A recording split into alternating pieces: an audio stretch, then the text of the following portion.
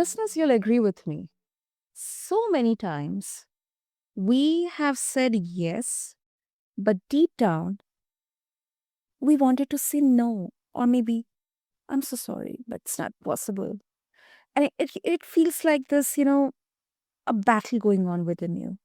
You want to say no, but you can't say it. You feel that, it's polite on the outside. I mean, yeah, there's a kind of a yes that sounds polite on the outside, but on the inside, it is quietly costing you something: your time, your energy, your sense of self.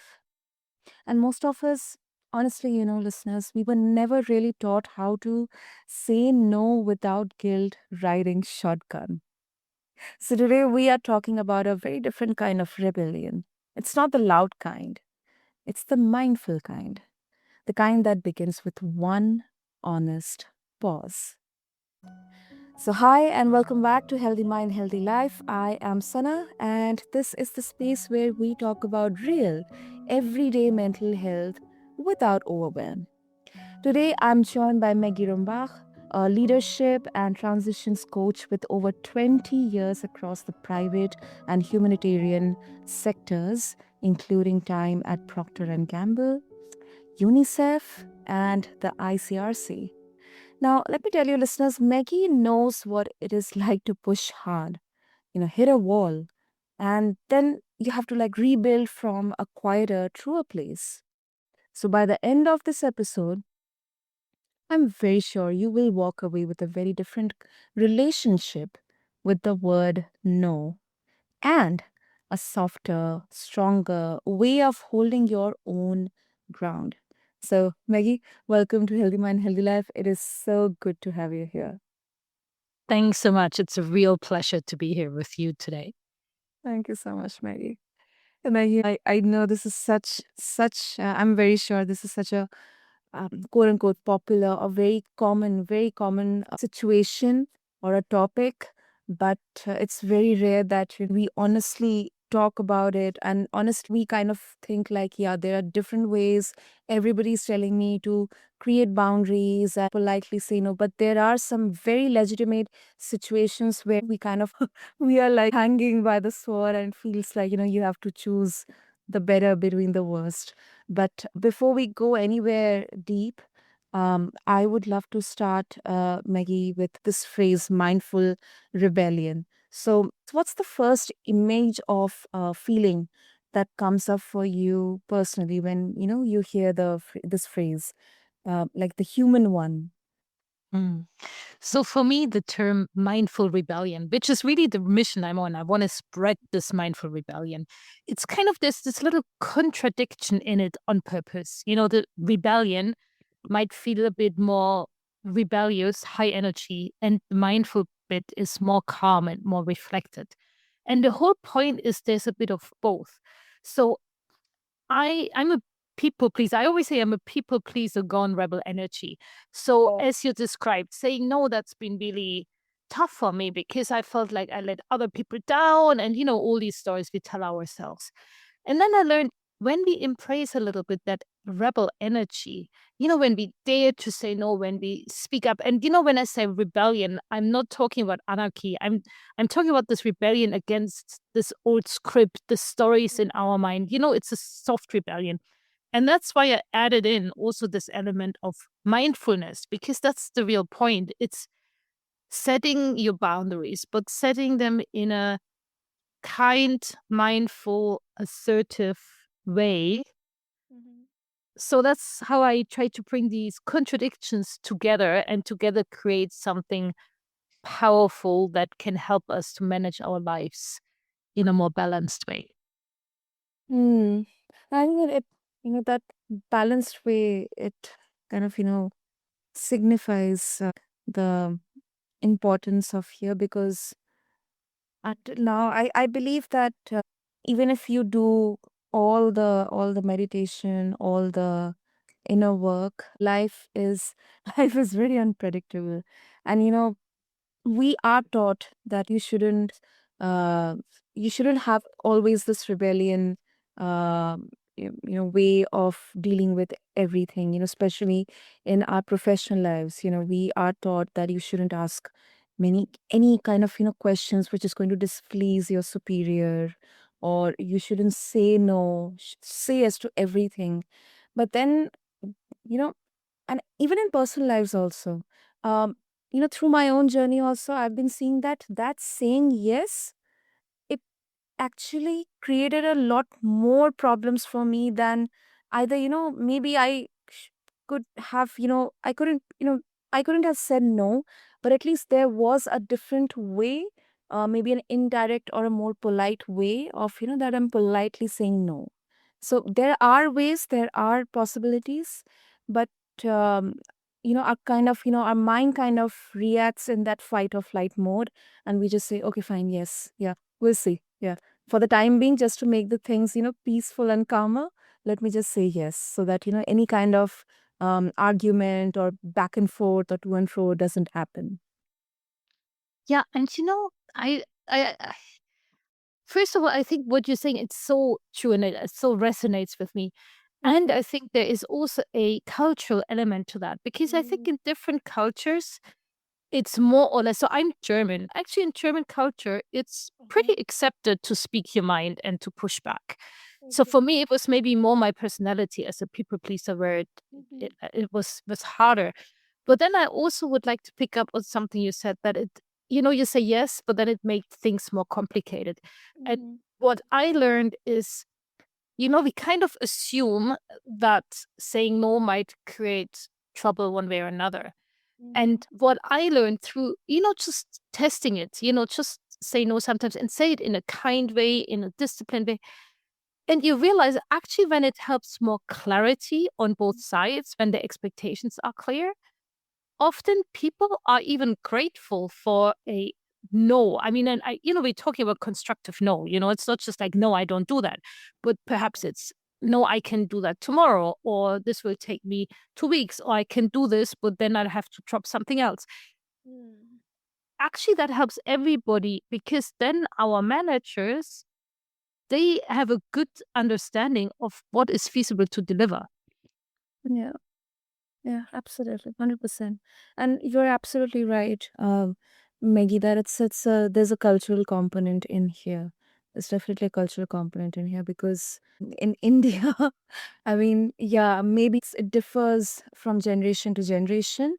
But if I look back at my generation or the previous generations, I think it's very rare that we have been taught to raise questions or having that more clarity and also providing clarity to others as well. It's like there is some kind of facade or a layer, and then you have to go round and round, and then maybe you have to try to figure out what actually is the matter here. And most of the times we do not even try to look at that exact root cause matter, so it kind of just goes in limbo. That's it. End of the discussion, end of the conversation. But anyway, Maggie, let's try to explore more, about the mindful rebellion. Um, and I also want to kind of, put a very common misconception about, especially this word boundaries, because boundaries often get framed as walls. It's like you're pushing people away now. But the way you described that mindful rebellion, it definitely feels almost the opposite. So, what do you think, Maggie, is the biggest, most common misconception you see people carrying about boundaries, especially the ones who are already kind? I mean, they are already giving, but deep down they're exhausted. Mm. You know what came up first when I listened to you was actually a good book I wrote about educating kids. I think it was Positive Discipline or something like that. Because it talked about boundaries also with kids. What we tend to do with kids is we try to set boundaries, rules, restrictions, like you shouldn't do this, or it's Sunday morning, don't speak loudly. And what they suggest in the book is to make it more about your own boundary. To say, it's Sunday morning, I'm tired right now. So right now I need a quiet morning. And then it's not about the kid's behavior. It's about my boundary and my need in that case. So maybe that's not the best example. So I think that's the first thing, as you say, and I really like the image. It's not a wall. It's basically just a clear line that is drawn on paper that says I can do this and I can not do something else. So the biggest misconception, I would say, is that fear that when you set the boundary, something bad will happen. And bad in the sense of maybe your manager thinks you're lazy, or maybe they say it's not possible, or, all these variations. And I can give you one concrete example of a situation at work that really helped me. So I was reporting to a very senior colleague, and his assistant kept on scheduling with me meetings after 5:30. And we had even an agreement in our department that that's outside of core working hours. And I kept on saying no, but I felt really bad about it, because that's the other thing. Even when you manage to say no, then you feel guilty. You feel like all these things that you shouldn't have said no. So at one point, I sat down with him and I said, look, I want you to be aware of this. We have this etiquette, this principle that 5:30 is, the hours where officially you can stop working if you've done your 8 hours. And your assistant keeps on scheduling that meeting with me. And I keep on declining it, but it makes me feel really stressed. And he thanked me for it. And he said, okay, I get it. I schedule meetings with you in another slot. And I will also ask my other colleagues in the team what their preferred time slot is. And I was like, wow, I was really threatening that conversation. And in the end, it was actually a very factual conversation with a clear solution. No. And that definitely requires a lot of courage because you're not only, um, you know, going to and sit there, talk with that person to make them understand, but also you are now overriding your fear in there. You are taking a further step because you yourself had that fear that how will that person, quote unquote, judge me or think about me, that maybe I don't understand the seriousness of this meeting, that's why I'm declining it. But no, when the contract says that yes, after 5:30 we cannot have any meetings, we don't have any meetings, or we don't do any kind of activities which are in those working hours outside of a specific working hour, then it's very clear. So I think that actually works the very best when you see the picture in the long, in the bigger, at the bigger level, in the long run, in the grand scheme of things. Yeah. Absolutely. And another thing that helps me, I'm a big fan of nonviolent communication. This concept that was coined by Rosenberg. Because nonviolent communication, it avoids finger pointing. Because I think that's often also where we get or we become hesitant to speak up, is when we feel like we might be seen as controversial or, contrarian. And nonviolent communication is a very powerful tool to remain factual, to base it on your own needs and come with a clear ask of what you need. And that makes it easier for the other side not to go into the defensive, but to start looking for solutions. So I feel that's a formula that helps me a lot, particularly for sensitive topics, not for every little discussion, but for sensitive topics, that helps me to bring up things that would have been harder otherwise. Absolutely. Absolutely. And also, Maggie, connected with this, overriding that fear when you go and when you went and you talked with that person, then you realize that it was kind of, feeling threatening for you. Um, there's usually something older going on for many people out there. So, from your own journey, from your work with leaders, what are the deeper patterns that quietly drive people to keep overgiving long, even after their body is asking them to stop? I mean, it's hard to generalize, but what I've observed is, it's really rewarded by society in many places, this kind of perform, climbing the ladder, you know, rise to the top. It's exciting. It's, maybe intellectually fulfilling, but that also comes with this expectation to always deliver, to always be reliable, to, with a lot of those, this is what is done here, or this is what success looks like in this organization or in this country or in this society. And this, at least speaking from my own story, I mean, I'm a very reliable person. I'm also ambitious and high achieving or high performing. I care about my work and I want to do it well. And that can be a trap, because then it's also harder to say no, because you don't want to let down people. You still want to deliver the work. And then you think that if you say yes, you can keep on doing that. And ironically, often that makes it harder, because you get distracted, you do too many things. So saying no to the unimportant things might allow you to focus on the more important things and ultimately even perform better, because you can get good quality work done. Yes, absolutely. Absolutely. I mean, I think the there's something so important in what you are saying, Maggie, because a lot of people probably they aren't bad at boundaries. Maybe they are just very, very good at meeting other people's expectations. And definitely, that definitely requires a different kind of, approach, a different kind of solution in here. So that brings me to, a kind of solution based question in here, Maggie. So let's say if a listener is hearing this, they are quietly nodding. I'm very sure many of our listeners are quietly nodding right now, but maybe they don't even know where to start.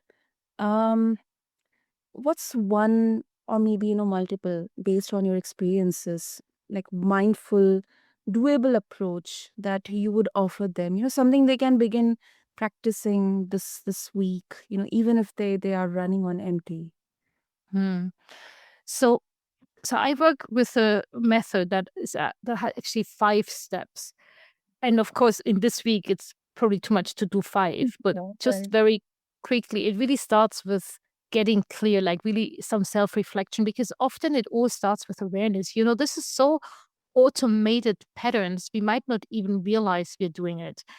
And that's probably one I would encourage people to start with, particularly on boundaries, is, to just, getting clear where the limits actually are. Because sometimes we didn't think about that consciously.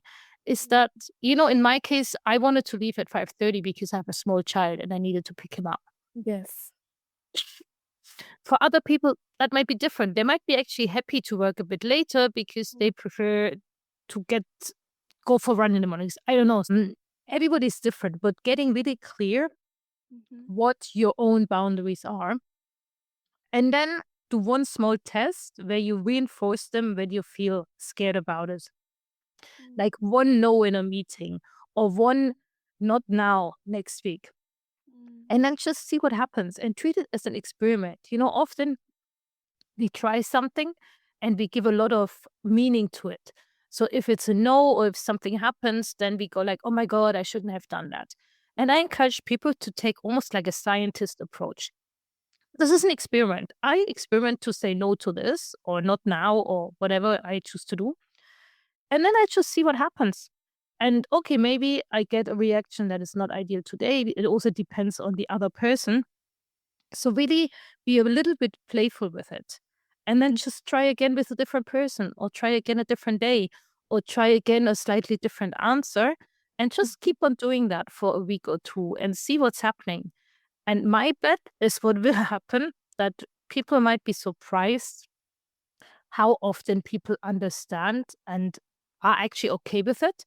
And the more little wins, little positive experience you have, the more you build your confidence. And then at one point, you feel a bit less scared or less worried about it anymore. So, Maggie, yes, you are absolutely, something that I'm very sure our listeners will also understand, that it doesn't happen overnight. It also shouldn't happen overnight. because this is not about becoming someone harder, or um it's I think it's about becoming someone clearer, uh, and clarity, especially in the body. I think it is something where a real no begins. And last big one, Maggie, before we wrap up. I know we have 5 minutes, but change is one thing, but then sustaining it, it's a completely different ball game. People often start setting boundaries. They may get pushback. They may have some really, um, sometimes bad experiences, because not everyone will receive that equally. They may feel guilty and then quietly slide back. Yeah, this is not working out. It's affecting me, so let's not do this. So, from your own experience and your work, how do you help someone hold their ground when the world around them has gotten very used to, their old yes? Yeah, so it's as you say, it's a gradual process. So I think there are two sides to it. So one is my own mindset and how I deal with it. Because, if people are used to you always saying yes, they will be surprised if you start saying no. So they probably have to readjust themselves. So their reaction might not be excited at the beginning, but I'm sure that it will be very respectful over time, but this respect will happen over time. So the first one is to really keep going at it, to not give up too quickly. And that's where this experimental mindset helps. So even when maybe one person reacts in a weird way, and also that's always about both people, because I might say no to somebody and that person just happened to have had a really bad day and becomes really grumpy and has nothing to do with my no.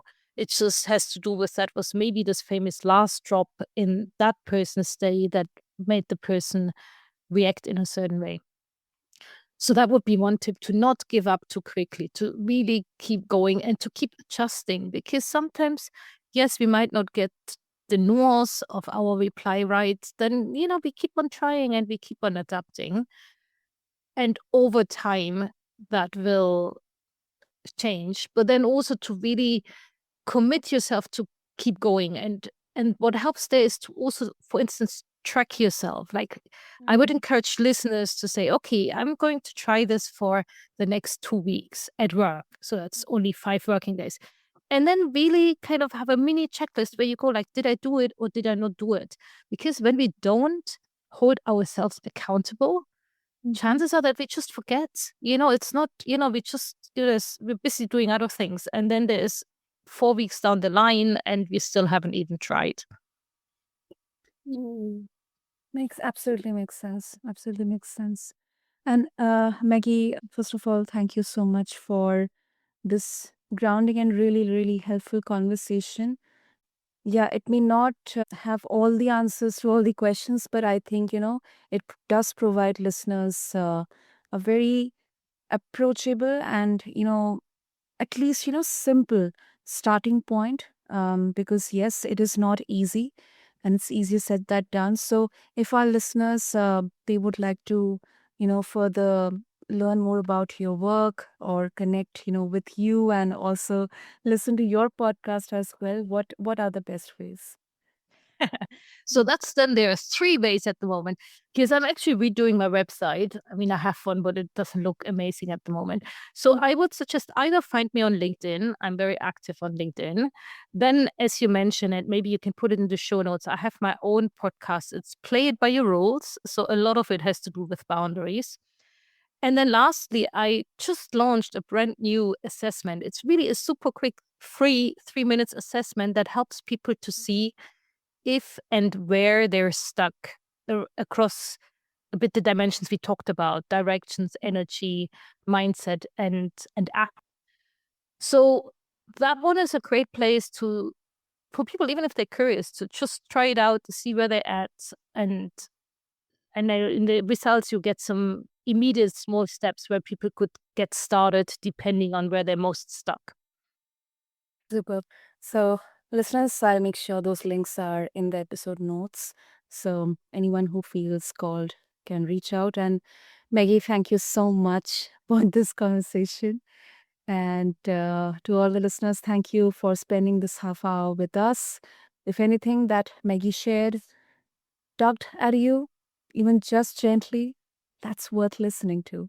You don't have to overhaul your whole life this week, but you just have to start with one honest pause, one smaller yes to yourself, one quieter rebellion.